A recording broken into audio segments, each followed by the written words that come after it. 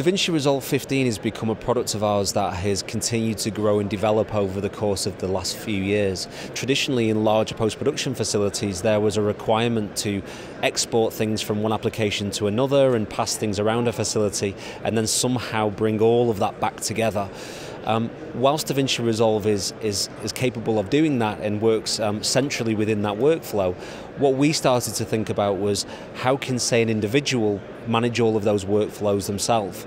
So what we've actually done with DaVinci Resolve is we've now incorporated a whole load of new features that support that workflow and also now includes Fusion, which is a massive step with this product.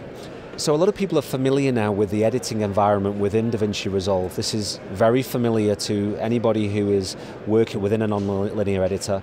The ability to sift through your bins, work within multiple sequences, and cut together a series of clips. If I actually place the player head across a particular clip, one of the things that is a real benefit to this software is the fact that I can now go between each of the tabs at the bottom to work on different functions within the application, but retain my position within the timeline. So I've opened up the color page, I still have the same image that I can work on.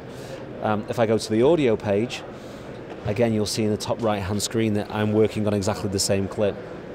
But now with the introduction of Fusion within DaVinci Resolve, what this also now gives me is a highly complex compositing tool that allows me to work on clips seamlessly within the timeline without moving footage between applications. It all sits within the one application.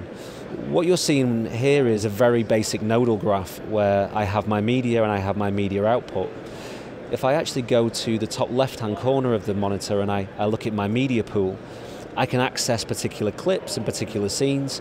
If I open up my effects library, what you'll start to see is that I will be able to open up a series of tools. I can start to do creative things with this that I couldn't do before. If I wanted to actually work on multiple clips within Fusion, I could actually right-click on the two clips I've selected. I could create a new Fusion clip, and then when I go across to Fusion, what you'll find is that it presents me now with the two clips laid over each other, and they're effectively showing here we've got a merge. Now this is a very simplistic way that I think that most people would operate coming into Fusion for the very first time, where maybe they're looking at compositing, keying or titling. But when you actually start to work with this, it becomes very intuitive. And when you start to look at things like particles, and you start to look at enhanced 3D environments in which to work with things like tracking, what you can then start to do is create some very complex overlays, very complex composites.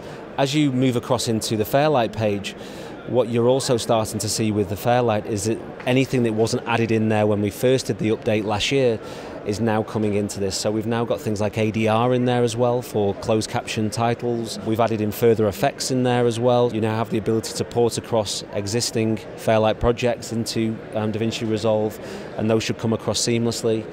We've also added within the color page, if I go to the color and you look at effects, we now added further effects into here. So this is an incredibly complex tool, but what we've tried to do is ensure that with this tool we can work with the most simple form of compositing, the most simple form of audio editing, the most simple form of editing and color correction, but also give you all of those tools to be able to work in a very complex manner.